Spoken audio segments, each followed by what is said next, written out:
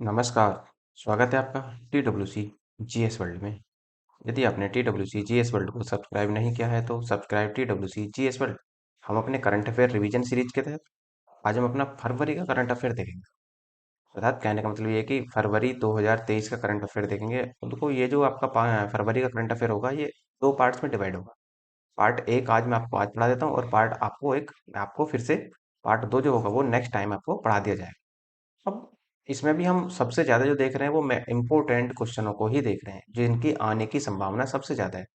तो देखो ये जो आपका वीडियो होगा ये आपका वीडियो जो होगा ये आपका यूपीपीएससी के लिए डेडिकेटेड होगा। अर्थात जैसे आप पीसीएस, आरओ, एआरओ और साथ साथ आप बीओ को भी रख सकते हैं और इसके साथ साथ जीआईसी। कहने का मतलब ये है कि जो 2023 में यूपीपीएससी के द्वारा जितने भी एग्जाम कंडक्ट कराए जाएंगे उन सभी के लिए यूजफुल होने वाला है।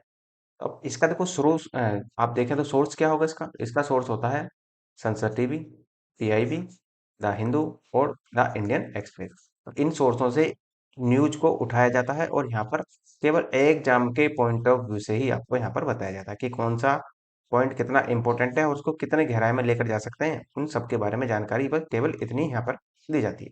तो देखो इसमें कहने के लिए केवल आपका करंट अफेयर होगा। करंट अफेयर के साथ साथ आपका स्टैटिक जीके भी इसी में कवर होगा और जो इम्पोर्टेंट द हिंदू के आर्टिकल होते हैं वो भी इसमें ही आपके समाहित होंगे। तो स्टार्ट करते हैं अपना।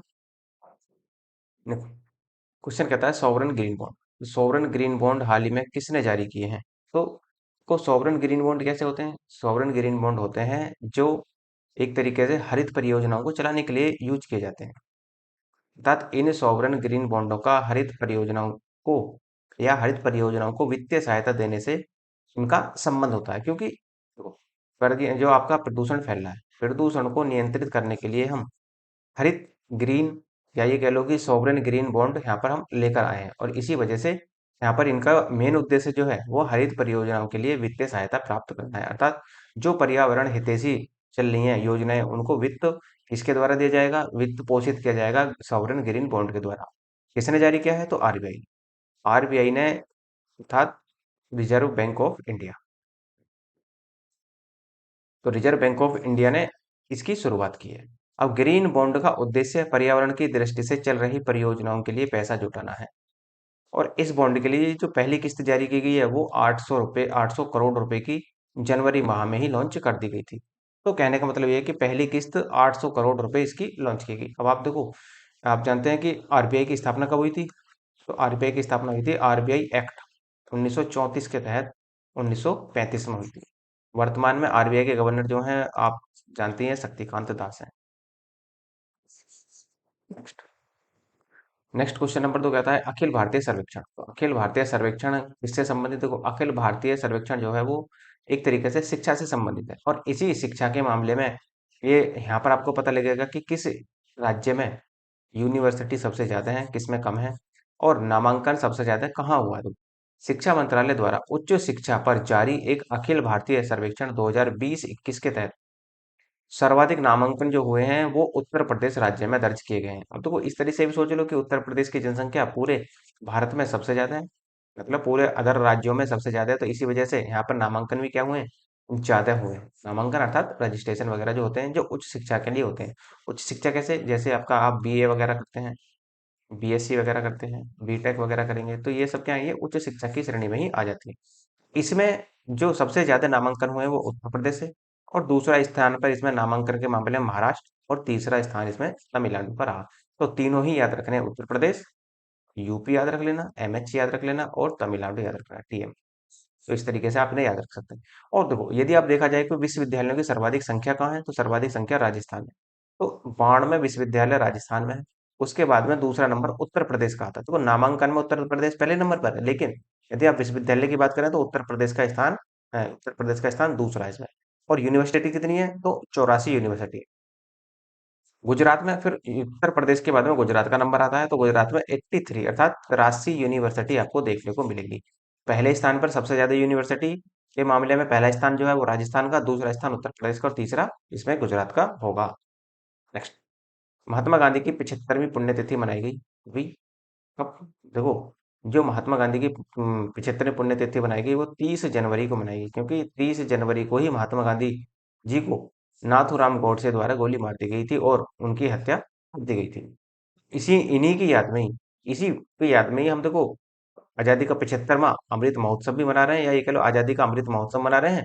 उसी ये भी आज भी, अब इस वर्ष भी क्या है कि महात्मा गांधी जी की 75वीं ही पुण्यतिथि मनाई जा रही है। वो हाल ही में राष्ट्रपिता महात्मा गांधी जी की 75वीं पुण्यतिथि 30 जनवरी को मनाई गई। इस दिन को शहीद दिवस के नाम से भी जाना जाता है। अब देखो, शहीद दिवस साल में 2 बार मनाया जाता है, एक तो 30 जनवरी को,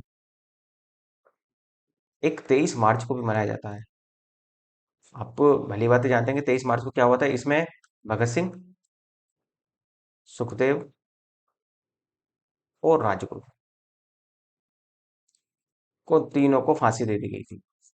तो भगत सिंह, राजगुरु और सुखदेव को 23 मार्च 1931 को इनको फांसी दी। इनकी याद में ही हम क्या मनाते हैं, शहीद दिवस इनकी याद में भी मनाया जाता है।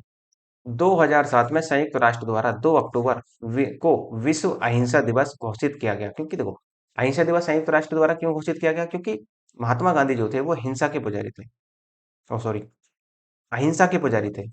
और महात्मा गांधी जब अहिंसा के पुजारी थे और वो हिंसा बिल्कुल भी नहीं चाहते थे। अब देखो, इसका प्रत्यक्ष प्रमाण आप देख सकते हैं, जो 4 फरवरी 1922 को चोरी चौरा कांड हुआ था गोरखपुर में, जहां पर पूरे थाने को ही आग लगा दिया गया था। इसी की वजह से, इस हिंसा की वजह से ही महात्मा गांधी ने अपना असहयोग आंदोलन पूरा का पूरा वापस ले लिया था, जो 1 अगस्त 1920 को प्रारंभ हुआ था। तो इसी वजह से जाना जाता है इनको। तो गांधी जी जो थे वो अहिंसा के पुजारी थे। और उसके साथ साथ इसी वजह से 2 अक्टूबर को गांधी जयंती के दिवस दिवस पर ही, क्योंकि गांधी जी का जन्म कब हुआ था, 2 अक्टूबर 1969 को, सॉरी 1869 को इनका जन्म हुआ था। तो 2 अक्टूबर को ही इन्हीं की याद में विश्व अहिंसा दिवस मनाया जाता है। नेक्स्ट है गणतंत्र दिवस परेड 2023 की सर्वश्रेष्ठ मार्चिंग टुकड़ी। गणतंत्र दिवस परेड की जो सर्वश्रेष्ठ मार्चिंग टुकड़ी का जो खिताब मिला है, वो मिला है पंजाब पंजाब रेजिमेंट सेंटर को। मार्चिंग टुकड़ी का खिताब सब प्रथम नंबर जो आया है वो पंजाब रेजिमेंट सेंटर का आया है। तो देखो, इसमें देखो जांच कौन करता है इस चीज की, तो न्यायाधीशों का एक पैनल बैठता है। और जो गणतंत्र दिवस परेड की सर्वश्रेष्ठ झांकी का है, जो इस न्यायाधीशों के पैनल ने सर्वश्रेष्ठ झांकी किसकी रही, तो सर्वश्रेष्ठ झांकी रही थी उत्तराखंड की। यहाँ के लिए, और दूसरे स्थान पर इसमें महाराष्ट्र का स्थान आया। तीसरा स्थान इसमें उत्तर प्रदेश का रहा।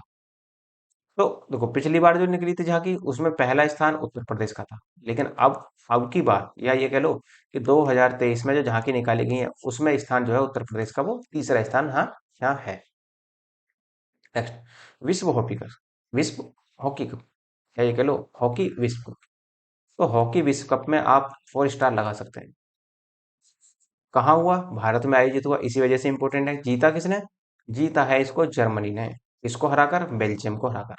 तो हाल ही में जो आयोजित हुआ है, देखो ये इसका जो विश्व हॉकी कप का जो संस्करण हुआ है, ये 15वां संस्करण इसका जारी हुआ है। और इसी में जर्मनी ने बेल्जियम को हराकर यह खिताब अपने नाम किया है। तो इसका आयोजन कहाँ हुआ, उड़ीसा के भी भुवनेश्वर में है कलिंगा स्टेडियम। इसमें इसका आयोजन किया गया था और जर्मनी ने इसे तीसरी बार जीता। और सर्वाधिक बार इसे किसने जीता है, तो सर्वाधिक बार पाकिस्तान ने जीता है इसे, अर्थात 4 बार इसको पाकिस्तान ने जीता है। नेक्स्ट है आर्थिक सर्वेक्षण 22-23। बजट प्रस्तुत होता है 1 फरवरी को, लेकिन इससे एक दिन पहले ही यदि आप देखें तो आर्थिक सर्वेक्षण पेश किया जाता है। अब इसमें क्या क्या हुआ, देखो 2-3 बातें आपको यहाँ पर ध्यान रखनी है कि आर्थिक सर्वेक्षण 2022-23 के अनुसार वर्ष 2023-24 में भारत की आर्थिक विकास दर कितनी अनुमानित की गई है, 6.5% अनुमानित की गई है। और देखो, देश का पहला आर्थिक सर्वेक्षण जो लागू हुआ था या जारी हुआ था वो 1950-51 में पेश किया गया था। और वित्त मंत्री के रूप में निर्मला सीतारमण का यह लगातार 5वां बजट होगा। अर्थात कहने का मतलब, जो 1 फरवरी को पेश किया गया है बजट, वो वित्त वित्त मंत्री हमारी वर्तमान में निर्मला सीतारमण जी हैं। तो उन्होंने ही ये 5वां बजट पेश करेंगे, अर्थात 5वां बजट उन्होंने पेश किया है।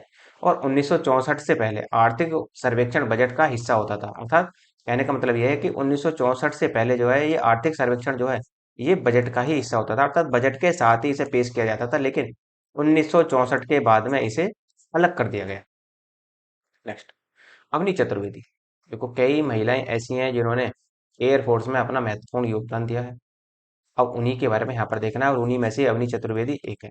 तो जापान में हो रहा है एक युद्धाभ्यास जिसे बोलते हैं हम वीर गार्जियन। अब देखो ये इसी साल पहली बार हुआ है, तो ये इंपॉर्टेंट हो जाता है थोड़ा सा, तो ध्यान रखना है इसको। तो वीर गार्जियन युद्धाभ्यास में लड़ाकू विमान उड़ाने वाली पहली भारतीय महिला फायर पायलट जो बनी है वो अवनी चतुर्वेदी है, अर्थात लड़ाकू विमान सबसे पहले किसने उड़ाया है, तो अवनी चतुर्वेदी। और देश की तीन पहली वुमेन अर्थात महिला फाइटर पायलट जो हैं वह पहली है आपकी अवनी चतुर्वेदी, दूसरी है मोहना सिंह और तीसरी है आपकी भावना। और शिवांगी सिंह जो है, शिवांगी सिंह राफेल को उड़ाने वाली पहली लेफ्टिनेंट बन गई। ये भी आपको ध्यान रखना है कि राफेल के स्क्वाड्रन गोल्डन एरो में पहली बार महिला फ्लीट लेफ्टिनेंट के तौर पर शामिल कौन हुई है, वो शिवांगी सिंह हुई है। तो इन तीन चार महिलाओं को थोड़ा सा ध्यान रखना कि वीर गार्जियन में किस महिला ने भाग लिया, वीर गार्जियन युद्धाभ्यास में किसके बीच होता है, तो भारत और जापान के बीच होता है। तो इसमें अवनी चतुर्वेदी ने भाग लिया था। हरमनप्रीत कौर, ये है हरमनप्रीत। देखो हरमनप्रीत कौर को भी प्यूमा इंडिया का ब्रांड एम्बेसडर बनाया गया है। जैसे पीछे भी मैंने आपको बताया था जनवरी वाले करंट अफेयर में कि अनुष्का शर्मा को भी प्यूमा इंडिया का ब्रांड एम्बेसडर घोषित किया गया। तो हाल ही में फिर से एक बार फिर हरमनप्रीत कौर को स्पोर्ट्स ब्रांड प्यूमा इंडिया ने हरमनप्रीत कौर को महिला क्रिकेटर को अपना ब्रांड एम्बेसडर बनाया है। ये वर्तमान में महिला क्रिकेट टीम की कप्तान भी हैं, हरमनप्रीत कौर। इसके साथ साथ देखो जो कौन कौन शामिल हुआ इसमें, देखो विराट कोहली, केएल राहुल, करीना कपूर और अनुष्का शर्मा जैसे राजदूतों के रोस्टर में शामिल हो गई हैं। कौन, हरमनप्रीत कौर जी। तो हरमनप्रीत कौर दुनिया की चौथी सबसे तेज महिला T20 शतक का रिकॉर्ड भी इनके पास है। और भारत की एकमात्र महिला है ये जिन्होंने T20 में शतक लगाया है। नेक्स्ट, जगन मोहन रेड्डी। जगन मोहन रेड्डी कौन है, आंध्र प्रदेश के सीएम है ये, साथ मुख्यमंत्री हैं जगन मोहन रेड्डी। तो इन्होंने हाल ही में अपनी जो राजधानी है वो विशाखापत्तनम बनाने की घोषणा की है। देखो इनसे बहुत दिन हो गए, काफी दिन से ये विवाद चल रहा है और कोई भी राजधानी इनके द्वारा अभी तक सेट नहीं की गई। क्योंकि देखो पिछली बार यदि आप देखें पिछले साल में 2020 में इन्होंने तीन राजधानियां डिसाइड की थी दक्षिण अफ्रीका की तर्ज पर। जैसे दक्षिण अफ्रीका में तीन राजधानियां ना, जैसे उनकी कार्यकारी राजधानी अलग है, न्यायिक राजधानी अलग है, विधायी राजधानी अलग है। तो ऐसे ही इन्होंने इसी की तर्ज पर दक्षिण अफ्रीका की तर्ज पर ही आंध्र प्रदेश की तीन राजधानियां घोषित की थी। अमरावती, अमरावती को इन्होंने विधायी राजधानी बनाया। दूसरी थी विशाखापत्तनम को कार्यकारी राजधानी बनाया और तीसरी थी आपकी कुर्नूल, कुर्नूल को न्यायिक राजधानी का दर्जा इन्होंने दिया था। लेकिन फिर से इन्होंने अपनी राजधानी को नई राजधानी बनाने का घोषणा किसको की है, विशाखापत्तनम को ही किया है। क्वांटम कंप्यूटर, तो क्वांटम कंप्यूटर क्या होता है, तो कनाडा ने ये ऐसा काम कनाडा ने किया है। और कनाडा के जो आप कहते हैं पीएम हैं वो हैं जस्टिन ट्रूडो साहब। दुनिया के पहले फोटोनिक आधारित क्वांटम कंप्यूटर का विकास करने की घोषणा की गई है कनाडा के द्वारा। और कनाडा के जो प्रधानमंत्री है वो जस्टिन ट्रूडो है। इसका उपयोग जटिल समस्याओं को हल करने और परिवहन में किया जाएगा, अर्थात जितनी भी कैलकुलेशन होती हैं, जितनी भी जटिल समस्याएं होती हैं, उन सब में ये बहुत ही ज्यादा मदद करने वाला है और परिवहन के क्षेत्र में भी ये सबसे ज्यादा मदद करेगा। नेक्स्ट है निष्क्रिय इच्छा मृत्यु के नियम का सरलीकरण, अर्थात इसमें कुछ परिवर्तन किए गए। निष्क्रिय इच्छा मृत्यु क्या होती है कि मान लो यदि कोई व्यक्ति ज्यादा बीमार है और या फिर वो कोमा में जा चुका है और डॉक्टरों ने कह दिया है कि वो उसके ठीक होने के चांसेस बिल्कुल भी नहीं है, तो उसी को ही हम एक तरीके से उसको एक तरीके से निष्क्रिय इच्छा मृत्यु दे दिया जाता है सुप्रीम कोर्ट के द्वारा।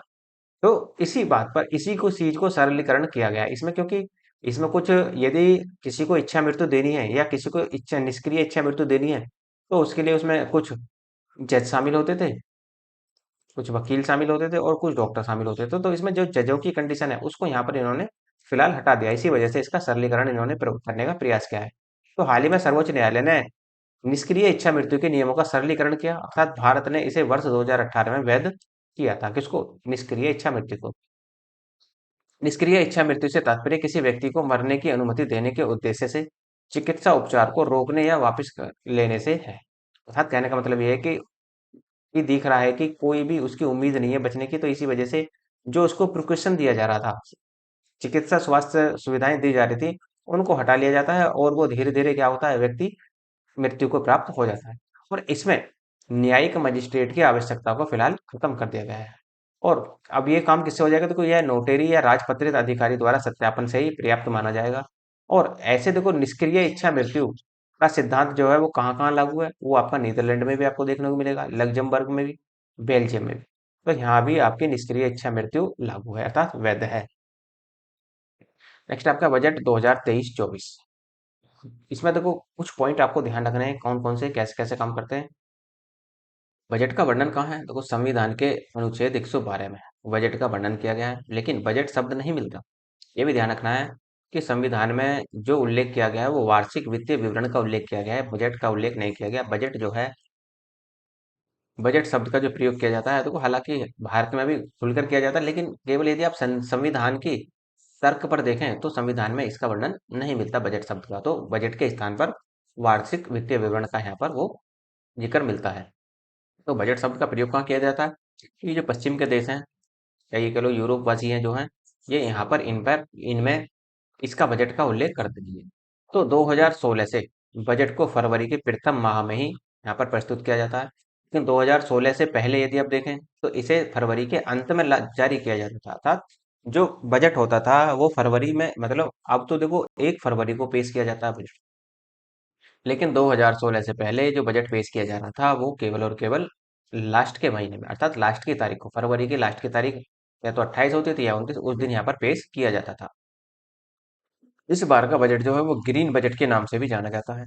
और बजट कैसा है हमारा, पूर्णतः पेपरलेस बजट है, अर्थात टैब के माध्यम से बजट को पेश किया है। किसने बजट को पेश किया है, निर्मला सीतारमण जी ने। यही हमारी वित्त मंत्री भी है, निर्मला सीतारमण जी ने इसको पेश किया है।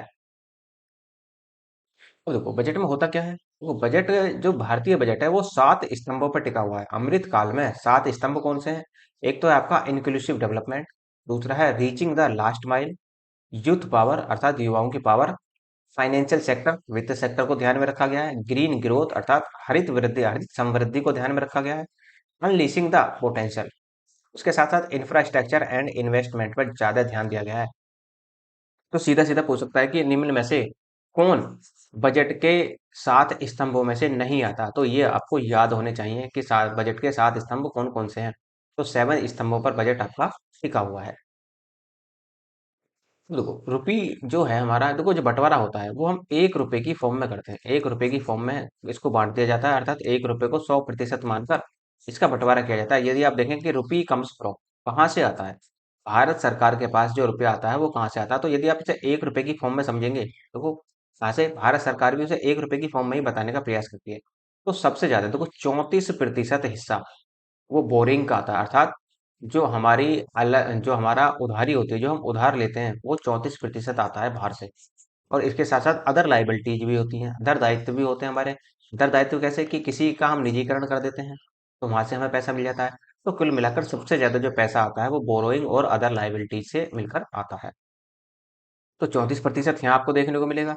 उसके बाद में जो सबसे ज्यादा हमारे पास आता है वो आता है गुड्स और सर्विस टैक्स अर्थात जीएसटी का।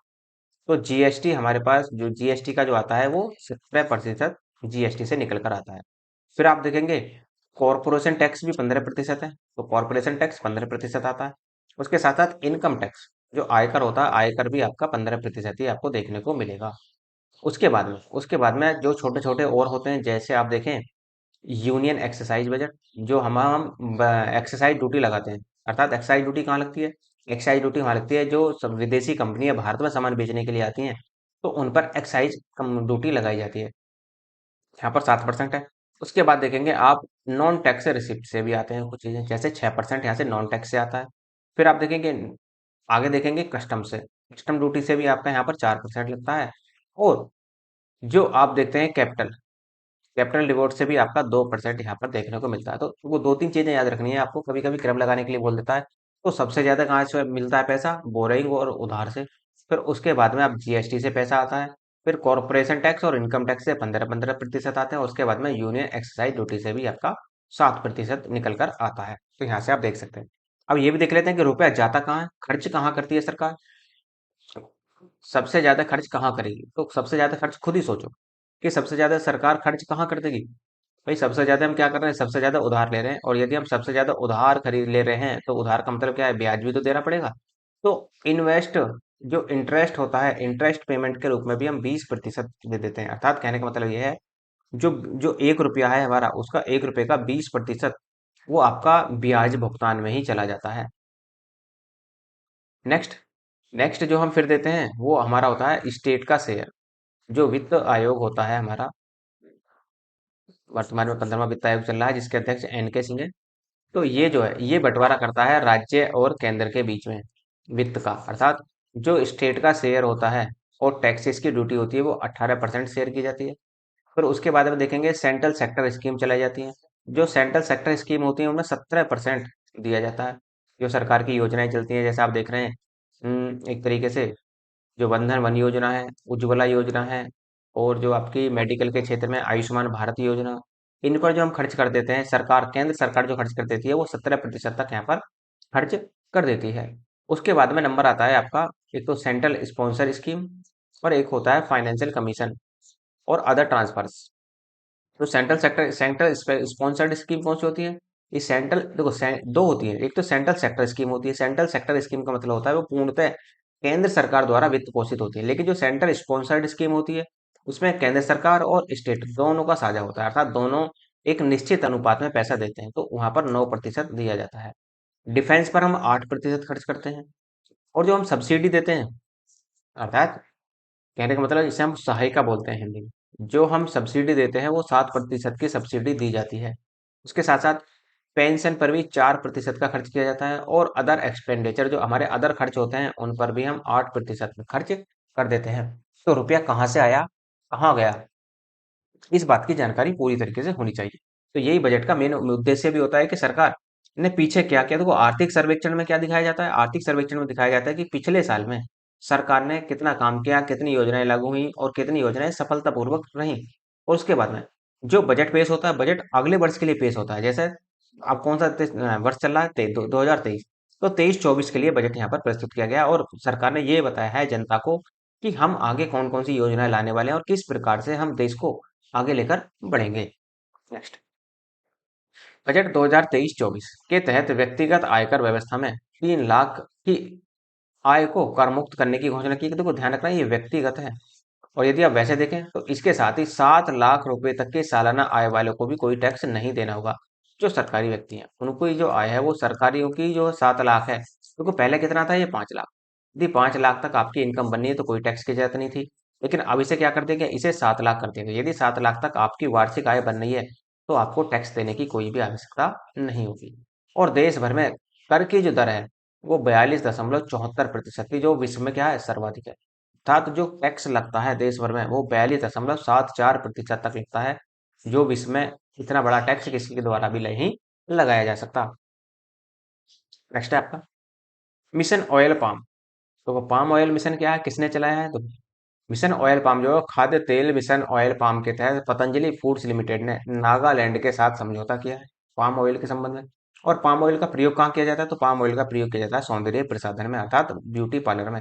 जितने भी क्रीम वगैरह आती हैं, ब्यूटी से संबंधित परफ्यूम वगैरह आते हैं, तो इनमें इसका मिशन यही जो ऑयल है, पाम ऑयल जो है, इसका बहुत ही ज्यादा भरपूर मात्रा में प्रयोग किया जाता है। अब थोड़ा सा इन्हें भी याद रख सकते हैं कि नागालैंड के कृषि निदेशक कौन है, तो एम वन यांथम नागालैंड की कृषि निदेशक है। हालांकि याद रखना चाहो रख सकते हैं, लेकिन फिलहाल ये याद रखना कि पतंजलि ने किसके साथ समझौता किया है पाम ऑयल के लिए, तो नागालैंड ने। वंदे मेट्रो। तो वंदे मेट्रो को देखो क्या हुआ। देखो हाल ही में दिसंबर 2023 तक भारत की पहली हाइड्रोजन ट्रेन वंदे मेट्रो का संचालन करने की घोषणा रेल मंत्री अश्विनी वैष्णव के द्वारा की गई है। और सितंबर 2022 में हाइड्रोजन से चलने वाली ट्रेनों की शुरुआत करने वाला विश्व का जो पहला देश है। देखो पीछे मैं आपको बता चुका हूँ, और कुछ चीजें आपको रिपीट होंगी क्योंकि किसी के साथ ना किसी के साथ वो रिलेट करेंगे। तो भारत की पहली हाइड्रोजन वंदे भारत ट्रेन बनाने की घोषणा की गई, और जबकि 2022 में हाइड्रोजन से चलने वाली ट्रेन की शुरुआत जर्मनी ने पहली बार कर दी विश्व में। और दूसरी भी देखें तो दूसरा स्थान इसमें किसका आता है, तो दूसरा स्थान आता है चाइना। और तीसरा स्थान किसका होगा, तीसरा स्थान होगा इसमें हमारा। तो चाइना में भी जो हाइड्रोजन संचालित ट्रेन है वो भी वहां पर हो चुकी है। इसके साथ साथ इस प्रकार देखो चाइना जो है वो एशिया का तो पहला बन गया है हाइड्रोजन ट्रेन चलाने में, और विश्व का दूसरा। तो पहला कौन है, जर्मनी, ये ध्यान रखना।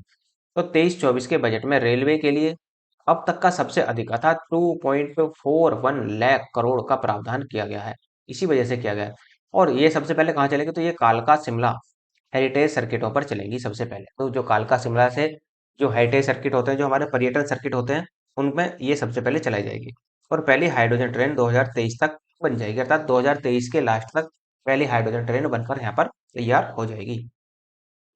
सूरज कुंड मेला कहाँ लगता है, हरियाणा के फरीदाबाद में। 36वां संस्करण अभी इसका लागू हुआ है सूरज कुंड मेले का। तो सूरज कुंड मेला फरीदाबाद में लगा है। और फरीदाबाद में भी कहाँ, फरीदाबाद के भी आप ये कह लो कि सूरज कुंड में आपकी एक जगह है सूरज कुंडी फरीदाबाद में, तो वहीं पर ही सूरज कुंड मेला लगाया जाता है और इसका हाल ही में 36वां संस्करण जारी किया गया। इस साल पूर्वोत्तर के 8 राज्यों को थीम स्टेट एवं संघाई कॉरपोरेशन से जुड़े देशों को पार्टनर नेशनल बनाया गया है, जो हमारे पूर्वोत्तर भारत के देश होते हैं। देश नहीं, राज्य, ये ही आपके पूर्वोत्तर भारत के राज्य हैं। इसमें आप देखेंगे असम आ जाएगा, इधर इधर आपका नागा अरुणाचल प्रदेश है, नीचे आएंगे तो नागालैंड, फिर और नीचे आएंगे तो मणिपुर, इधर आएंगे मिजोरम, त्रिपुरा, असम। तो ये सब क्या है, ये हमारे पूर्वोत्तर भारत के ही राज्य हैं। तो इस मेले की शुरुआत कब से हुई थी, तो 1987 से इस मेले की शुरुआत हुई।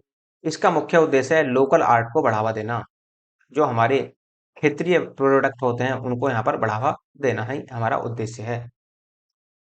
अंतर्राष्ट्रीय सौर गठबंधन, इसे बोलते हैं हम international solar alliance, ISA, international solar alliance. देखो, महत्वपूर्ण इसलिए है क्योंकि भारत ने इसकी स्थापना करवाई थी फ्रांस के सहयोग से, और दूसरी बात, इसका जो मुख्यालय है या इसका जो हेडक्वार्टर है वो भारत में ही है, गुरुग्राम, हरियाणा में। तो अंतर्राष्ट्रीय सौर गठबंधन का नवीनतम हस्ताक्षरकर्ता राष्ट्र कौन बना, कांगो गणराज्य बना। साथ अफ्रीका महाद्वीप का एक देश है कांगो गणराज्य, तो इसका इसने नवीनतम हस्ताक्षरकर्ता बना है। उसके साथ साथ ISA का जो मुख्यालय है वो गुरुग्राम, हरियाणा में है, और इसकी स्थापना 2015 में भारत और फ्रांस के सहयोग से इसकी स्थापना की गई थी। और देखो, इसकी नोडल एजेंसी है, तो ये जो एक स्कीम चलती है वन सन या वन वन, यहाँ से ले लो, one sun one world one grid के स्थान पर one sun one world one grid को लागू करने हेतु एक ये नोडल एजेंसी है। और वर्तमान में इसके जो सदस्य संख्या हो गई है वो 92 हो गई, अर्थात वर्तमान में ISA के जो सदस्य देशों की संख्या है वो 92 है। ऑपरेशन सद्भावना, ऑपरेशन सद्भावना किसके द्वारा चलाया गया, तो वो कहाँ चलाया गया, तो ऑपरेशन सद्भावना का जो आयोजन हुआ है वो भारतीय सेना द्वारा लद्दाख में किया गया है। लद्दाख क्या है, केंद्र शासित प्रदेश है, यूनियन टेरिटरी है हमारी। तो इसके तहत लद्दाख के दूरस्थ क्षेत्रों में रहने वाले बच्चों के लिए भारतीय सेना कई कल्याणकारी गतिविधियां चला रही है। तो ध्यान पूछ सकता है कि ऑपरेशन सद्भावना का संबंध किससे है, तो लद्दाख से, या फिर वो ये ऑप्शन में लद्दाख ना देकर वो भारतीय सेना भी दे सकता है। अब इसमें क्या है, कल्याणकारी योजनाएं कैसे चलाती है, तो जो हमारी भारतीय सेना है वहां पर आर्मी गुडविल स्कूलों के निर्माण करवाती है, इंफ्रास्ट्रक्चर का विकास करती है, और प्रोजेक्ट एजुकेशन टूर इत्यादि को भी वहां पर प्रोत्साहित किया जाता है। इसके लिए सरकार ने 8.82 करोड़ रुपए आवंटित किए हैं। बृहस्पति ग्रह, हाल ही में देखो बृहस्पति ग्रह चर्चा में क्यों है, क्योंकि इसके अभी और भी कई नए 12 उपग्रहों की खोज की गई है, और इस वजह से बृहस्पति के पास अब देखें तो टोटल जो उपग्रहों की संख्या होगी वो 92 हो गई है, जो 8 ग्रहों में सबसे अधिक है। अर्थात सबसे ज्यादा उपग्रह किसके पास है, तो बृहस्पति के पास है। तो MPS द्वारा सौर मंडल में बृहस्पति ग्रह के आसपास 12 नए उपग्रहों की खोज की गई है। इस प्रकार वर्तमान में बृहस्पति सबसे उपग्रह वाला ग्रह बन गया, और इसके जो ग्रहों की संख्या हो गई, जो उपग्रहों की संख्या हो गई वो 92 हो गई है। सौरमंडल का सबसे बड़ा ग्रह है बृहस्पति। अपनी धुरी पर चक्कर लगाने में 10 घंटे का समय लेता है, और सूर्य की परिक्रमा ये 12 वर्ष में पूरी करता है। इसकी खोज किसने की थी, तो गैलीलियो ने बृहस्पति की खोज की थी। वर्तमान में आप जानते हैं 12 उपग्रह हैं। और उसके साथ साथ इसका सबसे बड़ा जो उपग्रह होगा वो गैनीमेड है, जो पीले रंग का दिखता है। अपने अक्ष का परिभ्रमण काल 9.9 घंटे का है, वो पीछे पीछे बता दिया, उसको लगभग हम 10 घंटे मान लेते हैं। यदि आप एक्यूरेट देखेंगे तो 9.9 घंटा आएगा। इस ग्रह पर एक विशाल धब्बा है जिसकी खोज पायनियर अंतरिक्ष यान द्वारा की गई थी। Next, world economic outlook report, very very important है। किसके द्वारा जारी की जाती है, तो IMF के द्वारा, इंटरनेशनल मॉनिटरी फंड के द्वारा वर्ल्ड इकोनॉमिक आउटलुक रिपोर्ट जारी की जाती है। तो देखो, ये पूरे वैश्विक स्तर पर जारी करती है। देखो, पूरे विश्व की एक तरीके से ये मान लो कि ये ग्रोथ को दर्शाने का यहाँ पर प्रयास करती है। देखो, प्रतिवर्ष वर्ल्ड इकोनॉमिक आउटलुक रिपोर्ट अंतर्राष्ट्रीय मुद्रा कोष के द्वारा जारी की जाती है, अर्थात IMF के द्वारा जारी की जाती है। और वैश्विक विकास 2022 में जो रहा वो 3.49 अनुमानित था, और 2023 में 2.9% गिरावट के साथ ये 2024 में कितना हो जाएगा, 3.1% रहने का अनुमान है। ये किसका अनुमान है, यह है एक तरीके से IMF का अनुमान। इसके तहत ये उन्होंने वर्ल्ड इकोनॉमिक आउटलुक रिपोर्ट जो जारी की है वो बताती है इस बात को कि भारत जो विश्व की विकास दर थी वो 2022 में 3.49 थी, जो 2023 में 2.9 प्रतिशत की गिरावट के साथ, और 2024 में कितनी रहने वाली है, 3.1% के आसपास रहने का इन्होंने अनुमान लगाया है। अब देखो, IMF की स्थापना कब हुई थी, तो 1944 में। औपचारिक रूप से इसने लेकिन 1945 से कार्य करना प्रारंभ किया था। मुख्यालय इसका वाशिंगटन डीसी अमेरिका में है। और जो इसकी वर्तमान प्रबंध निदेशक है, ये आप इस पे स्टार लगा लेना कि वर्तमान प्रबंध निदेशक कौन है, तो क्रिस्टीना लेगार्ड है, जो कि कहाँ की है, जर्मनी की। और सदस्य देशों की संख्या कितनी है आईएमएफ में, 190। और वैश्विक वित्तीय स्थिरता रिपोर्ट सूचकांक भी इसी के द्वारा जारी की जाती है, तो ध्यान रखेंगे। वर्ल्ड इकोनॉमिक आउटलुक रिपोर्ट और वैश्विक वित्तीय स्थिरता रिपोर्ट दोनों की दोनों ये आईएमएफ के द्वारा ही जारी की जाती हैं। राष्ट्रीय सुरक्षा सलाहकार विषय, तो देखो राष्ट्रीय सुरक्षा सलाहकार किससे बनाया गया है, देखो हाल ही में भारत ने अमेरिका के साथ पहली बार राष्ट्रीय सुरक्षा सलाहकार स्तर की बैठक का आयोजन किया है। इसका आयोजन कहाँ हुआ, तो यूएसए में ही इसका सॉरी, इसका आयोजन जो किया है वो यूएस इंडिया बिजनेस काउंसिल के द्वारा किया गया है, अर्थात यूएस इंडिया बिजनेस काउंसिल के द्वारा राष्ट्रीय सुरक्षा सलाहकार का गठन किया गया है। और इसी के तहत दोनों सुरक्षा जो यूएसए के सुरक्षा सलाहकार हैं वो कौन है, वो है जैक सुलीवन। और जो हमारे भारत के या इंडिया के जो राष्ट्रीय सुरक्षा सलाहकार हैं, अजीत डोभाल जी, इन दोनों की मीटिंग हुई है। तो भारत की ओर से इसमें किसने भाग लिया है, अजीत डोभाल ने, और अमेरिका की तरफ से इसमें जैक सुलिवन ने भाग लिया है। हाइफा बंदरगाह, देखो हाइफा बंदरगाह अब न्यूज में इसलिए है क्योंकि इजराइल का बंदरगाह है, और इसका अभी अभी जो अधिग्रहण किया गया है वो भारत के द्वारा ही किया गया है, अर्थात भारत की एक कंपनी के द्वारा ही यहाँ पर किया गया है। आप देखो कौन सी, देखो हाल ही में अडानी समूह द्वारा, जो अडानी समूह ने इसका अधिग्रहण किया है, हाइफा बंदरगाह का अधिग्रहण किया है, यह इजराइल में स्थित है। यह बंदरगाह पर्यटक जहाजों के मामले में इकलौता सबसे बड़ा बंदरगाह है। और इजराइल के प्रधानमंत्री कौन है, बेंजामिन नेतन्याहू। और इसका अधिग्रहण कितने में हुआ है, तो 1.2 अरब डॉलर में किया गया है। इजराइल के तेल अवीव में ही आर्टिफिशियल इंटेलिजेंस लैब भी स्थापित करेगा कौन, अडानी ग्रुप। इजराइल का एक स्थान है तेल अवीव, इसी में ही आर्टिफिशियल इंटेलिजेंस लैब स्थापित करेगा, एक तरीके से देखेंगे तो अडानी ग्रुप। यह इजराइल का मालवाहक बंदरगाहों के रूप में दूसरा सबसे बड़ा बंदरगाह है। जो मालवाहक होते हैं, जो माल वगैरह ढोते हैं, उसके हिसाब से देखें तो इजराइल का यह दूसरा सबसे बड़ा बंदरगाह है। कौन सा, हाइफा बंदरगाह, ओडेसा। अब देखो इसे आप उत्तर प्रदेश भारत के उड़ीसा जिले से कंपेयर मत कर देना, क्योंकि ये ओडेसा है, वो उड़ीसा है। तो ध्यान रखेंगे। तो ओडेसा को हाल ही में यूनेस्को ने यूक्रेन देश के ओडेसा शहर को खतरे में एक विश्व धरोहर स्थल के रूप में सूचीबद्ध किया है। तो पूछ सकता है कि ओडेसा शहर उड़ीसा कहाँ का है, तो ये आपका यूक्रेन का, क्योंकि यूक्रेन सबसे ज्यादा यूज में है। यूं न्यूज में आप भली बात जानते हैं कि जो रसिया और यूक्रेन का युद्ध चल रहा है, उसी की वजह से सबसे ज्यादा न्यूज में है आपका यूक्रेन। तो यूक्रेन को लेकर अक्सर अक्सर क्या, इस बार तो सवाल बनने की उम्मीद ये मान लेना कि 99.99% होगी आपकी। तो यूक्रेन को लेकर देखो, यूक्रेन का थोड़ा सा आप उसकी भौगोलिक स्थिति भी देख लेना कि यूक्रेन से कौन कौन से देश सीमा लगा रहे हैं।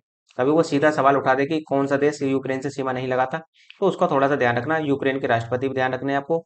और एक दो पुरस्कार और भी मिले हैं आपको, शायद मैंने आपको पीछे ही पढ़ाया, और एक दो पुरस्कार आगे भी मैं आपको इनके बारे में बताऊं। तो दक्षिण में काला सागर सुलभ बंदरगाह शहर पारंपरिक रूप से विभिन्न सभ्यताओं के मिलन बिंदु के रूप में ये कार्य करता है। हैदराबाद, देखो हैदराबाद में क्या हुआ, देखो भारत को मोटे अनाजों का वैश्विक केंद्र बनाने के लिए हैदराबाद को उत्कृष्टता केंद्र बनाने की घोषणा की गई है। अब देखो है, भारत में मोटे अनाज होते हैं, मोटे अनाज कौन से होते हैं, जैसे आप देखते हैं आपका बाजरा है, सरसों है, इस तरह के जो अनाज होते हैं मोटे अनाज की श्रेणी में ही आते हैं। तो मोटे अनाजों का वैश्विक केंद्र बनाने के लिए हैदराबाद को उत्कृष्ट केंद्र बनाने की घोषणा की गई है।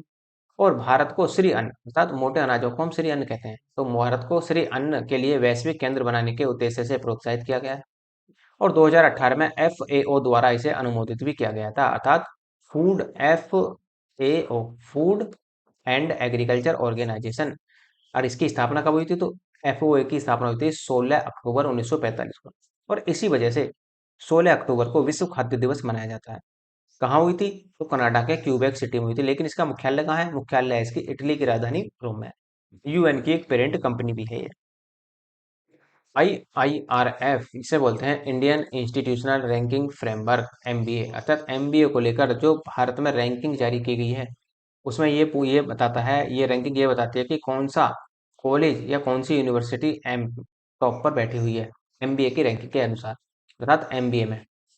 तो आईआईआरएफ रैंकिंग 2023 में शीर्ष पद प्रबंधन में जो स्थान मिला है वो आईआईएम अहमदाबाद को मिला है। अब देखो यही जो ये पिछली बार की यदि आप रैंकिंग देखेंगे, तो पिछली बार इस रैंकिंग में पहले स्थान पर जो था वो लखनऊ था, लेकिन लखनऊ अब फिसलकर चौथे स्थान पर आ गया है। तो आईआईएम लखनऊ को चौथा स्थान प्राप्त हुआ। पिछले वर्ष इसका स्थान क्या था? पहला था। टॉप प्राइवेट इंस्टीट्यूट, देखो ये तो हो गया सरकारी, जो आप देख रहे हैं आईआईएम अहमदाबाद, ये तो गवर्नमेंट हो गया। लेकिन यदि आप देखें टॉप प्राइवेट इंस्टीट्यूट कौन सा है, तो XLRI जमशेदपुर रहा। इसे सितंबर 2015 में शिक्षा मंत्रालय द्वारा जारी किया गया था। नेक्स्ट, भारत ऊर्जा सप्ताह 2023। तो देखो, हाल ही में भारत में ऊर्जा सप्ताह 2023 का उद्घाटन नरेंद्र मोदी जी द्वारा बेंगलोर में किया गया। तो पूछ सकता है कि भारतीय ऊर्जा सप्ताह 2023 का उद्घाटन किसके द्वारा किया गया? तो मोदी जी के द्वारा। कहाँ हुआ? बेंगलोर में हुआ। प्रधानमंत्री ने इंडियन ऑयल की अनबोटल्ड पहल के तहत वर्दी भी लॉन्च की है, अर्थात इसके तहत एक वर्दी भी लॉन्च की गई है। सामिका रवि, सामिका रवि कौन है? देखो, सामिका रवि को हाल ही में प्रधानमंत्री की आर्थिक सलाहकार परिषद में इन्हें शामिल किया गया है। तो हाल ही में प्रधानमंत्री के आर्थिक सलाहकार परिषद के सदस्य के रूप में सामिका रवि को नियुक्त किया गया। यह प्रधानमंत्री को मुद्रास्फीति, सूक्ष्म वित्त और माइक्रो फाइनेंस तथा उद्योग उत्पादन जैसे आर्थिक मुद्दों पर सलाह देती है।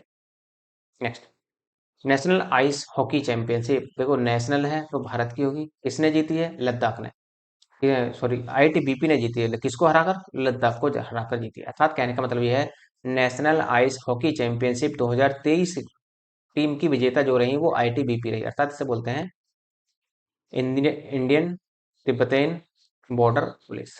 इंडियन तिब्बतन बॉर्डर पुलिस ने ही नेशनल आइस हॉकी चैंपियनशिप जीती है, और इसमें उपविजेता जो रहा है वो लद्दाख स्काउट्स रहा। और इस बार जो इसका संस्करण हुआ है वो 12वां संस्करण लद्दाख के लेह में ही आयोजित किया गया था। भारत रंग महोत्सव 2022-23। तो भारत रंग महोत्सव का उद्देश्य क्या है देखो बनाने का? इसमें देखें तो राष्ट्रीय नाट्य विद्यालय द्वारा भारत रंग महोत्सव 2022 के 22वें संस्करण का आयोजन किया गया है। तो 2023 में हो रहा है, उसका 22वां संस्करण आयोजित किया गया है। तो हम अपनी इसमें संस्कृति को प्रदर्शित करते हैं। अर्थात कहने का मतलब यह है, इसका जो उद्देश्य है वो थिएटर के माध्यम से भारतीय संस्कृति का आदान प्रदान करना है। और इसका जो आयोजन हुआ है वो 10 शहरों में हुआ है, जैसे दिल्ली, जयपुर, राजमुंदरी, रांची, गुवाहाटी, जम्मू, श्रीनगर, भोपाल, नासिक और केवड़िया। नेक्स्ट, तुलिका रानी। तुलिका रानी कौन है? देखो, उत्तर प्रदेश में यदि आप देखें, जो हमारा G20 का सम्मेलन हो रहा है, चल रहा है, इसकी अलग अलग मीटिंग भी हो रही है, तो उत्तर प्रदेश ने इन्हें अपना ब्रांड एम्बेसडर बनाया G20 के लिए। तो हाल ही में उच्च शिक्षा विभाग ने स्क्वाड्रन लीडर तुलिका रानी को उत्तर प्रदेश राज्य द्वारा G20 का ब्रांड एम्बेसडर नियुक्त किया है। अब देखो, बहुत ही ज्यादा ये मान लो कि फेमस फेमस पर्सनैलिटी है ये। अब देखो, इसमें भी क्या है कि उत्तर प्रदेश के 4 प्रमुख नगरों को चुना गया है इसके तहत, जो G20 की मीटिंग होगी। एक तो लखनऊ में, दूसरा कानपुर है, तीसरा आगरा है और चौथा आपका वाराणसी है। तुलिका रानी पूर्व वायुसेना अधिकारी होने के साथ साथ, अर्थात ये पूर्व पहले वायुसेना अधिकारी भी रह चुकी हैं, और उत्तर प्रदेश से माउंट एवरेस्ट का पर सफल आरोहण करने वाली प्रथम महिला भी हैं। अर्थात ये आपसे पूछ ले यूपी स्पेशल में कि उत्तर प्रदेश की पहली महिला जिन्होंने हिमालय का आरोहण किया या हिमालय पर अपना झंडा फहराया था जाकर, तो वो कौन थी? वो तुलिका रानी ही थी। वह एशिया के सर्वोच्च ज्वालामुखी माउंट दमाबंद पर भी भारतीय झंडा फहराने वाली प्रथम भारतीय महिला हैं। तो दमाबंद जो है एशिया का पहला जो सर्वोच्च ज्वालामुखी है, इस पर भी इन्होंने अपना झंडा फहराया था जाकर। ब्लू इकोनॉमी, देखो ब्लू इकोनॉमी बहुत ज्यादा इंपॉर्टेंट है, फेमस है बहुत ज्यादा। अब ये भी ध्यान रखना, ये जो है प्री का तो इम्पोर्टेंट होगा, ये मेंस के लिए भी इम्पोर्टेंट होगा। देखो, दो तीन चीजें आपको जरूर ध्यान रखनी है। एक तो G20 से सवाल आएगा ही आएगा, पेपर आउट है यहाँ से, अच्छा पेपर नहीं, क्वेश्चन आउट है यहाँ से G20 से। तो और ब्लू इकोनॉमी से भी आप प्री और मेंस, और G20 को भी प्री और मेंस के हिसाब से दोनों से तैयार करना। और G20 के बारे में मैंने आपको प्री और मेंस के हिसाब से ही पढ़ाया था, जब मैंने आपको कवर कराया था क्या, जब 2022 का करंट अफेयर मैंने आपको क्लियर कराया था, जिसके तहत आपको 9 वीडियो दी गई थी। तो उनको जरूर देखना आप, वहां से भी आपको बहुत ही ज्यादा हेल्प मिलने वाली है क्वेश्चनों को लेकर। तो हाल ही में इंटरनेशनल सीबेट अथॉरिटी द्वारा ब्लू इकोनॉमी में भारत अग्रणी निवेशक के रूप में नामित किया गया है, जिसका उद्देश्य क्या है? अर्थव्यवस्था, पर्यटन, समुद्री मत्स्य पालन, प्रौद्योगिकी विकास, नौवहन, गहरे समुद्र में खनन और क्षमता निर्माण को समग्र रूप से कवर करना है। तो पहली बार ब्लू इकोनॉमी को उच्च प्राथमिकता दी गई है, अब इसे विश्व स्तर पर भी मान्यता मिल रही है। नेक्स्ट है आपका, इंटरनेशनल सीबेड अथॉरिटी की स्थापना कब हुई थी? तो इंटरनेशनल सीबेड अथॉरिटी की जो स्थापना हुई थी वो हुई थी 1982 में, और अनक्लोज द्वारा की गई थी। इसका मुख्यालय कहाँ है? तो मुख्यालय आपको जेनेवा में देखने को मिलेगा। सॉरी, जनेवा नहीं है, ये जमेका है, जहाँ का हुसैन बोल्ट है। तो विश्व भारतीय विश्वविद्यालय, देखो विश्व भारतीय विश्वविद्यालय क्या है, इसको हेरिटेज यूनिवर्सिटी में शामिल किया गया अभी हाल ही में। देखो यूनेस्को द्वारा विश्व भारतीय विश्वविद्यालय को दुनिया की पहली लिविंग हेरिटेज यूनिवर्सिटी का दर्जा प्रदान किया गया है, और दुनिया में पहली बार किसी मूर्त विश्वविद्यालय को यूनेस्को की विरासत का टैग मिलने जा रहा है। अर्थात कहने का मतलब यह है कि मूर्त जो विरासत होती है, मूर्त का मतलब ये होता है जिन्हें हम टच वगैरह कर सकते हैं, और अमूर्त में इनको हम टच नहीं कर सकते, उसमें संस्कृति वगैरह आती है। तो विश्व की कोई ऐसी पहली विश्वविद्यालय होगा जिसको मूर्त विश्वविद्यालय के रूप में यूनेस्को की विश्व विरासत सूची में शामिल किया जाएगा। तो यह विश्वविद्यालय पश्चिम बंगाल के कोलकाता में है, और यह रविंद्रनाथ टैगोर के नाम से 1921 से सम्मानित है। अर्थात इसकी जो स्थापना हुई थी वो 1921 में हुई थी। यूनेस्को की स्थापना आप जानते हैं 16 नवंबर 1945 को हुई थी। कहाँ हुई थी? लंदन में। लेकिन इसका मुख्यालय फ्रांस की राजधानी पेरिस में है। इसकी प्रमुख जो है वो प्रमुख, देखो प्रमुख पे स्टार लगा लेना, 4 स्टार लगा सकते हैं आप इन पर। Andre Azoulay. Harun India award 2022, तो हरुण इंडिया अवार्ड 2022 किसे दिया गया? किसको मिलता है, कैसे मिलता है? देखो हाल ही में हरुण ग्लोबल द्वारा हरुण इंडिया अवार्ड 2022 से मणप्पुरम फाइनेंस लिमिटेड के प्रबंधक वीपी नंद कुमार को सम्मानित किया गया है। तो पूछ सकता है कि हरुण इंडिया अवार्ड किसको दिया गया है, तो वीपी नंद कुमार। किस कंपनी के हैं ये चेयरमैन? तो मणप्पुरम फाइनेंस लिमिटेड के हैं ये। इससे पहले ये पुरस्कार गोदरेज, साइरस पूनावाला और क्रिस गोपाल कृष्णन को भी दिया गया था। नेक्स्ट, विदेशी आवक प्रेषण, अर्थात जिसे बोलते हैं प्रत्यक्ष विदेशी निवेश, अर्थात इसे बोलते हैं एफडीआई। एफडीआई का मतलब फॉरेन डायरेक्ट इन्वेस्टमेंट। एफडीआई कहाँ से आता है, कैसे आता है? देखो वित्त वर्ष 2021-22 में भारत की सर्वाधिक विदेशी आवक प्रत्यक्ष, अर्थात भारत का सबसे ज्यादा एफडीआई अमेरिका से आया है। दूसरे स्थान पर यूएई रहा इसमें, और तीसरा स्थान यूके का, तथा चौथा स्थान पर यहाँ पर सिंगापुर रहा। और भारत को 89,127 मिलियन डॉलर का विदेशी आवक अर्थात एफडीआई प्राप्त हुआ है। तो सबसे ज्यादा कहाँ से मिला है भारत को एफडीआई? यूएसए से। तो क्रम याद रखना थोड़ा सा, यूएसए के बाद में आप यूएई को रखेंगे, और यूएई के बाद में आप यूके को रखेंगे, और यूके के बाद में आप रखेंगे सिंगापुर। इसको आप यहाँ पर रखेंगे। रिलायंस इंडस्ट्री, रिलायंस इंडस्ट्री ने अभी हाल ही में क्या किया है? देखो हाल ही में देश का पहला H2ICE तकनीकी से चलने वाला हाइड्रोजन ट्रक रिलायंस कंपनी द्वारा लॉन्च किया गया है। और इसका देखो ये काम क्या करता है, ये नेट जीरो कार्बन उत्सर्जित करता है, इसी वजह से ये यहाँ पर जारी हुआ है। इंदौर नगर निकाय, तो इंदौर नगर निकाय का उद्देश्य क्या है? देखो हाल ही में इंदौर नगर निकाय द्वारा राष्ट्रीय स्तर का दूसरा ग्रीन बॉन्ड लाने की घोषणा की गई है। तो ये आप जानते हैं कि स्वच्छता सर्वेक्षण में 6 वर्ष से लगातार इंदौर ही कहाँ है, मध्य प्रदेश का एक वो है शहर, तो इंदौर ही पहले नंबर पर बना हुआ है। तो इससे 244 करोड़ रुपए जुटाने का लक्ष्य रखा गया है, और इसे इससे पहले इस तरह का जो बॉन्ड जारी किया था वो गाजियाबाद ने भी जारी किया था। नेक्स्ट, दुग्ध उत्पादक देश, तो खाद्य और कृषि संगठन कॉरपोरेट इसे बोल देंगे स्टेटिस्टिकल डेटाबेस के अनुसार वैश्विक स्तर पर सर्वाधिक दुग्ध उत्पादक देशों में भारत है। अभी जो रिपोर्ट जारी हुई है इसके द्वारा, कॉरपोरेट स्टेटिकल डेटाबेस के द्वारा ही विश्व में सबसे ज्यादा जो दुग्ध उत्पादन करता है वो भारत करता है। वहीं दूसरे नंबर पर अमेरिका है, तीसरे नंबर पर चाइना है, चौथे पर पाकिस्तान है, और पांचवा ब्राजील का है। क्रम याद रखना, आपसे जो आपका पार्ट बनेगा ज्योग्राफी का, वहां से सवाल पूछा जा सकता है। तो पिछले 8 वर्षों में के क्षेत्र में भारत में 51% की बढ़ोतरी देखी गई है, और संपूर्ण विश्व में भारत का 22% का योगदान होता है। अर्थात मान लो कि 100% दुग्ध का उत्पादन हो रहा है, तो इसमें 22% जो है वो भारत का स्थान, अर्थात भारत का योगदान होता है इसमें। और राष्ट्रीय अर्थव्यवस्था में जो योगदान देते हैं हम दूध के क्षेत्र में, दूध के क्षेत्र से, तो 5% का दिया जाता है। एफएओ की स्थापना पीछे ही बताई थी, 16 अक्टूबर 1945 को कनाडा में हुई, लेकिन मुख्यालय इटली की राजधानी आपका रोम में देखने को मिलेगा। और ये किसकी कंपनी है? यूएन की पेरेंट कंपनी है। नेक्स्ट है आपका काला घोड़ा महोत्सव, तो काला घोड़ा का जो है आपका कला महोत्सव जो कहाँ मनाया गया? तो हाल ही में जो काला घोड़ा कला महोत्सव मनाया गया है वो मुंबई में किया गया है इसका आयोजन। तो एशिया का सबसे बड़ा बहु सांस्कृतिक काला घोड़ा कला महोत्सव का आयोजन मुंबई में किया गया। अपनी कला, वास्तुकला प्रदर्शनों, कार्यशालाओं, पैनलों और भोजन के लिए यह महोत्सव जाना जाता है। इसकी स्थापना कब हुई थी? तो 1999 से मनाया जा रहा है। रेपो रेट, देखो रेपो रेट जो है वो अक्सर बदलती रहती है, क्योंकि हर तीसरे महीने या चौथे महीने रेपो रेट जारी होती रहती है आरबीआई द्वारा। तो फिलहाल ये लेटेस्ट रिपोर्ट है, आप इसे पढ़ सकते हैं जरा। देखो हाल ही में आरबीआई द्वारा रेपो दर में 0.25 अंकों की बढ़ोतरी की गई है। वर्तमान में यह दर कितनी है? 6.5% है। और रिवर्स रेपो रेट जो है वो 3.35% होगी। पिछले 9 माह में यह छठवीं वृद्धि हुई है। स्थायी जमा सुविधा इसे 6.25% है। और MSF इसे बोलते हैं MS की दर जो रही वो 6.75% रही। और बैंक दर जो है वो 6.5% रही है। फोन पे फोन पे भुगतान ऐप द्वारा पहली बार अंतर्राष्ट्रीय यूपीएस भुगतान सेवा प्रारंभ करने की घोषणा की गई है फोन पे द्वारा। और फोन पे की जो स्थापना हुई थी वो दिसंबर 2015 में हुई थी। इसने की थी समीर निगम, राहुल चारी और बुर्जिन इंजीनियर के द्वारा की गई थी। लेकिन इसने यूपीआई का प्रयोग कब से करना प्रारंभ किया था? 2016 से। 2015 में स्थापना हुई। यूपीआई का प्रयोग इसने 2016 से करना प्रारंभ किया था।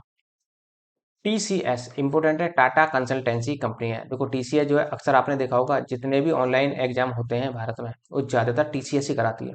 तो टीसीएस भारतीय कंपनी को फॉर्च्यून पत्रिका का दुनिया की सबसे प्रशंसित कंपनियों की सूची में शामिल किया गया है। हाल ही में इस पत्रिका का 25वां संस्करण जारी हुआ है, इसका फॉर्च्यून पत्रिका का। और इसमें पहला स्थान जो मिला है वो एप्पल कंपनी को, दूसरा अमेजन को और तीसरा माइक्रोसॉफ्ट को मिला है। तो ये भी ध्यान रखना है कि टीसीएस की स्थापना कब हुई थी? तो 1 अप्रैल 1968 को हुई थी। मुख्यालय मुंबई में और सीईओ जो है वो राजेश गोपीनाथ हैं। ऑपरेशन दोस्त, को ऑपरेशन दोस्त किसके लिए चलाया गया? तो ऑपरेशन दोस्त चलाया गया था हाल ही में, देखो तुर्की में और सीरिया में भूकंप आया था। इसी में ही इन लोगों की मदद के लिए भारत ने ऑपरेशन दोस्त चलाया था। जैसे हमने यूक्रेन से अपने नागरिकों को बाहर निकालने के लिए कौन सा अभियान चलाया था? वो चलाया था गंगा, ऑपरेशन गंगा। और ये 2022 वाले पेपर में एज इट इज रखा हुआ था, जो पीसीएस का पेपर हुआ था। तो ध्यान रखना है इस ऑपरेशन, ये वेरी वेरी इंपॉर्टेंट होगा। अभी देखो सूडान में आंतरिक दंगे चल रहे हैं, तो सूडान में आंतरिक दंगे चल रहे हैं, तो हमारे वहां पर भारतीय जो वो लगभग 3,000 फंसे हुए हैं, तो उनको निकालने के लिए भी एक ऑपरेशन चलाया गया है, ऑपरेशन कावेरी। ये भी इंपॉर्टेंट होगा। यदि पेपर नहीं बना होगा तो हो सकता है आ जाए, और यदि पेपर बन गया होगा तो फिर तो देखो आगे के लिए आप इंतजार कर सकते हैं। लेकिन ये पीओ वगैरह के जो होंगे, आरओ एआरओ के जो होंगे, उनके लिए इंपॉर्टेंट बनेगा। लेकिन फिलहाल आप ऑपरेशन दोस्त को भी ध्यान रखेंगे और ऑपरेशन कावेरी को भी। तो भारत द्वारा भूकंप प्रभावित तुर्की और सीरिया की मदद के लिए ऑपरेशन दोस्त अभियान का प्रारंभ किया गया। भारत द्वारा C-17 विमान में से खोज दल और बचाव सामग्री पहुंचाना प्रारंभ किया गया है। और यहाँ पर जो भूकंप आया है वो 7.8 तीव्रता का भूकंप रिकॉर्ड किया गया है। नेक्स्ट, चिरंजीवी बीमा योजना। चिरंजीवी बीमा योजना किसने? देखो चिरंजीवी बीमा योजना तो पहले से ही चली आ रही थी, लेकिन इसमें कुछ बदलाव किए गए हैं राजस्थान के द्वारा। तो राजस्थान की ये चिरंजीवी बीमा योजना, तो राजस्थान के मुख्यमंत्री कौन है? अशोक गहलोत साहब के द्वारा चिरंजीवी बीमा योजना के तहत बीमा राशि को 10 लाख से बढ़ाकर तो 25 लाख रुपए कर दिया गया है। कि यदि किसी किसान की अकस्मात मृत्यु हो जाती है तो उसको जो बीमा राशि है, जो पहले 10 लाख रुपए मिलते थे, उसमें उसे अब 25 लाख रुपए की घोषणा की गई है। 25 लाख रुपए दिए जाएंगे।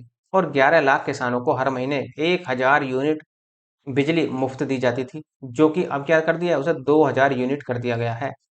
अर्थात जो पहले यूनिट 1,000 रुपये दी जा रही थी चिरंजीवी बीमा योजना के तहत, उसे अब 2,000 रुपये कर दिया गया है। और बीमा की राशि पहले 850 रुपये ली जाती थी सालाना, लेकिन अब इसको भी क्या कर दिया गया है? खत्म कर दिया गया है, शून्य कर दिया गया है। क्वाड साइबर चैलेंज, देखो क्वाड में कौन कौन से देश हैं? क्वाड में 4 देश आपको देखने को मिलेंगे, इंडिया, ऑस्ट्रेलिया, जापान, यूएसए। तो हाल ही में क्वाड देशों ने साइबर सुरक्षा के लिए क्वाड साइबर चैलेंज शुरू किया। क्वाड की स्थापना 2017 में हुई थी, लेकिन इसका जो प्लान दिया गया था वो शिंजे अबे द्वारा। ये भारत के जापान के भूतपूर्व प्रधानमंत्री भी रह चुके हैं, हाल ही में इनकी हत्या भी कर दी गई थी। तो 2007 में दिया था इन्होंने ही ये प्लान। तो क्वाड में भारत, अमेरिका, ऑस्ट्रेलिया और जापान है। जम्मू कश्मीर में लिथियम के भंडार मिले हैं, ये आप जानते हैं। देखो भारतीय भूवैज्ञानिक सर्वेक्षण, इसे बोलते हैं जीएसआई को, देश में पहली बार जम्मू कश्मीर में लिथियम के भंडार मिले। और लिथियम एक तत्व है और प्रकृति के 2 खनिज स्पोडोमियम और लेपिडोलाइट में पर्याप्त रूप में सांद्रित होता है। जम्मू संभाग के रियासी जिले में इसके भंडार देखने को मिले हैं। इसे इससे पहले कर्नाटक के मंडपा जिले में 1600 टन लिथियम का स्रोत भी मिल चुका है। तो ये ध्यान रखना है कि जम्मू कश्मीर हाल ही में, तो कहाँ से? सियासी जिले में, सियासी नहीं रियासी जिले में मिलेंगे। तो लिथियम एक दुर्लभ धातु है और इलेक्ट्रिक बैटरी के लिए विश्व में इसकी बहुत अधिक मांग होती है। देखो हरित पर्यावरण बनाने के लिए इसका हमें इलेक्ट्रिक बैटरी वगैरह का बहुत ज़्यादा प्रयोग करना पड़ता है।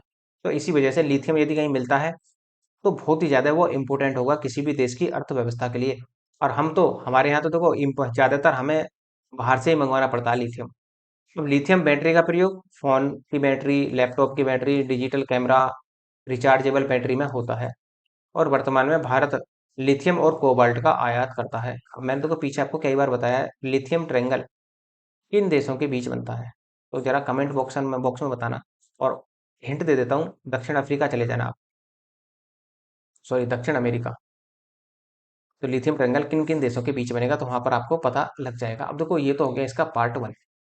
कोई क्वेरी हो, कोई प्रॉब्लम हो तो कमेंट और मेल के माध्यम से आप बता सकते हैं। और यदि आपको रिवीजन के लिए लेक्चर की पीडीएफ की आवश्यकता है तो आप टेलीग्राम ज्वाइन कर लेना। टेलीग्राम का लिंक डिस्क्रिप्शन में मिल जाएगा आपको।